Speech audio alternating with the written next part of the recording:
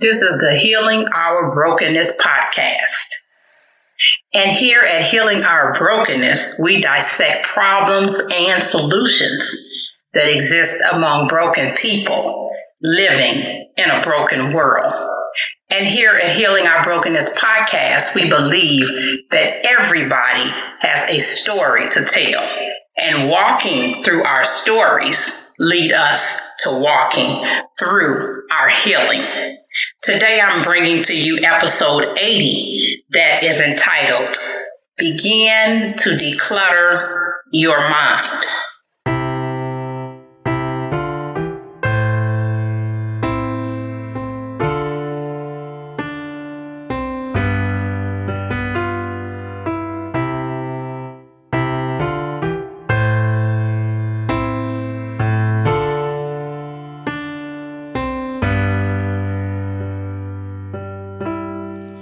There was a son, he was devoured by earth. There was a God, they call him the Father. There was a means to make. When I think of clutter, I think of paper.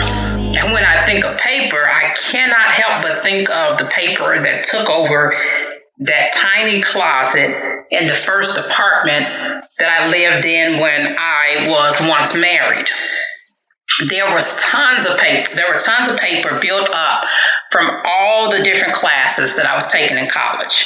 And I mean tons of it. And when you think about it, every piece of information that goes into our brains is just like those tons of paper that were stored in backpacks and every other kind of bag they could be stuffed into. We have tons of paper in our brains, and we have our own filing system for those papers. But have you ever stopped to think about the paper that you are storing, whether it is good or bad, toxic or not, informative, etc.? Today we'll begin to dissect and declutter the paper that is in our brains and find out whether it is necessary or if we are just on overload. Are we doing what I did at the time? Stuffing and stuffing more into our brains, not paying attention to whether or not you really need to hold on to it. Or perhaps you might need a better system. Now, I am guilty of this. I'm not sure if you are as well, but I often get into the place where I am doing too many things at one time. And I could be cooking food and trying to read and trying to watch TV. And one thing that I have loved to do, but I know that it is not good, is reading and watching TV at the same time. Either your mind is going to focus on what you're reading from the book, or your mind is going to focus on what's going on in a particular show that you're watching. But we can't do both. And it does our brain a disservice. Instead of having focus on one thing, our brains are split, and we're hardly able to focus on anything. And when you listen to a sermon and read a book, it does the same thing, because when you're listening, you are having to put in listening skills, analytical skills. And when you are reading a book, you are having to do the same thing. Some of them might be self-help books, but there are other books that take you into the land of imagination. And even going into that land requires that you put on some critical thinking skills. So once again, you're often splitting yourself up. And so sometimes when I'm driving and I will put the maps on my phone and I'm listening to music on the car radio, I will have to end up stopping and say, wait a minute, I need to turn the radio off. Then I can focus on what they're saying with the maps. And I'm not sure if you have to do this yourself, but it's like my brain is like, I just can't. And I have to stop doing it. And another thing that I'm guilty of, I'm looking at my to-do list, and I might have 12 to 15 things on there that need to be done in one day. And some of those things are 10-minute things, literally 10 to 15 minutes. But what I'll do, I'll look at the list, and then I'll go, okay, I'm going to do my devotion. Then I'm going to do a little exercise. Then I'm going to check my email. Then I'm going to write a blog post. Then I'm going to work on my book. Oh, yeah. Then I'll take a shower. Oh, I got 6 things to do. And then I'm trying to remember those 6 things in my head at once, which is also doing our brains a disservice because the only thing I really need to focus on is the very next thing that needs to get done. And so we are talking to ourselves about what we need to get done. But when we talk to ourselves and remind ourselves that we only need to focus on that one thing at a time, that's what will start to make a difference. And that's when decluttering will start to take place. We're not piling up and stuffing in the bags and stuffing in our brains, but we're focusing on that one thing at a time. What's the next best thing that we could be doing? Another way that we can declutter our minds is not to be focusing on every negative thing that's going on. And I've heard some of the older people in church used to say we're going around like sour grapes. We've absorbed all of the negativity from work. We've absorbed all the negativity from other people in our homes not being in a good mood. We absorb negativity from other people at church when we're out in the grocery stores taking care of business or wherever we might be. We can be absorbing negativity all the time. And when it comes to our emotions work where someone is angry and then next thing you know, the other 10 people around them are angry. One person can set the mood for the whole room. And so when it comes to negativity, we have to be able to filter out how many pieces of paper of negativity we're going to allow to come in our brains at one time. And we also have a choice it's a choice actually, on what we're going to continue to focus on. We can react or we can respond to the situations that are constantly coming in. And I found with myself, one of the best things to do, of course, number one is talking to God about them. And then being able to talk to a friend about the negative things that's going on. And then also another tip would be writing it out that would help us to feel better and to be able to get the emotions out and to be able to process in that way. And when we're able to do that, we don't end up hurting other people who are close to us or having them to get the brunt of our bad emotions because of what somebody else did to us. We don't have to worry about it ruining our whole day. And it's not going to be an exact perfect thing. But the one thing to remember is that we have a choice.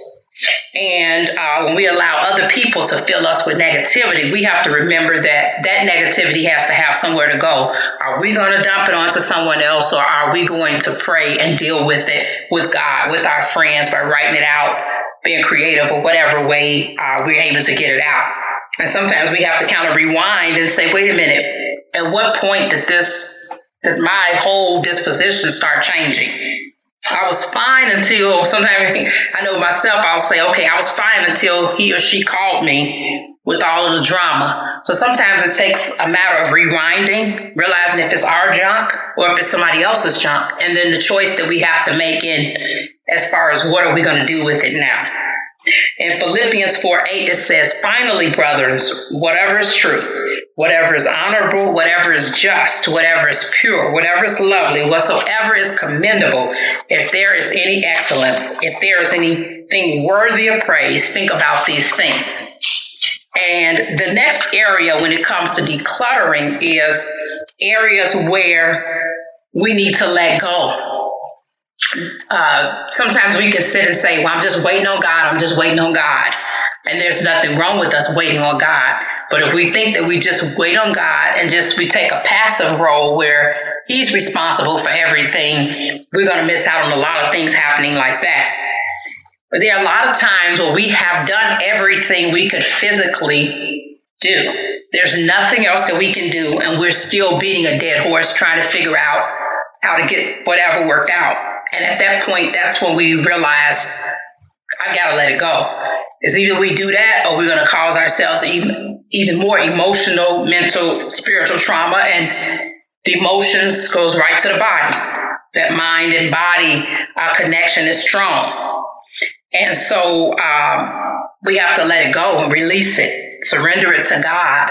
And then we're able to open our minds. Some of the processing will be able to take place right at that time. But it's a lot of the processing that won't happen until the actual trial is over. The stress is still going to remain in our bodies, and then we can be able to pick up and finish the processing later once our bodies and our minds know it's safe for me to start processing this again.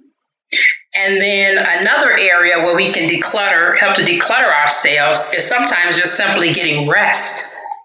When we're not getting enough rest, we're not allowing ourselves enough margin, then there are several things that take place. We have problems focusing, concentrating on what it is we're doing, and we start to make really poor judgment, poor decisions. And we will find ourselves kind of going around in a circle and dealing with the spirit of depression, which also can lead to other things. When you have a fear like exhaustion and depression, all of that together, it's just a recipe for disaster. And that's what ended up happening to Elijah. He had to rest, he had to eat, and sometimes that's what's necessary for us as well. We're not eating on a regularly scheduled basis, and we're wondering why we're feeling a certain way. And with Elijah, he had not gotten himself enough rest. He had not gotten himself enough food and nourishment. And all he needed was the fear to come in and add on to the exhaustion, as I spoke about in the Fear Exhaustion Cocktail podcast. All he needed to do was to have that to come in and to destroy him. And even the spirit, Satan had the spirit of pride to come in on him, where he thought he was the only one who was left to do the job that he was doing, not thinking that God was smart enough to have other people there who could take over. God always has a remnant. There's always a ram in the bush for God to do what it is he needs to do. And we can get to the point ourselves, as far as part of the decluttering our minds process, where part of that's what we need to do actually is when we get to the point of thinking we are the only ones that can do a certain job. That is pride. And I've been guilty of that myself, to realize, no, there are other people who can do this job. And even if other people are afraid to do it or step up to do it, if I am the one that needs to give myself margin, if I need rest or whatever the case may be, to take some things off my load, then it will open the door for other people to be able to step up and be responsible. And sometimes that's what needs to happen anyway. Some people that's been sitting on the back burner, whether it's at work or whether it's at church or whether it's at home, it gives them an opportunity to step up and take some things off of your plate, so to speak. And so today I just want to leave you with a challenge of you to be able to begin to declutter your mind, to see what papers you can remove, what processes, what negativity, what you need to let go of, what pride is in the way, and to think about the process even when it comes to getting the amount of rest that requires you to declutter your mind.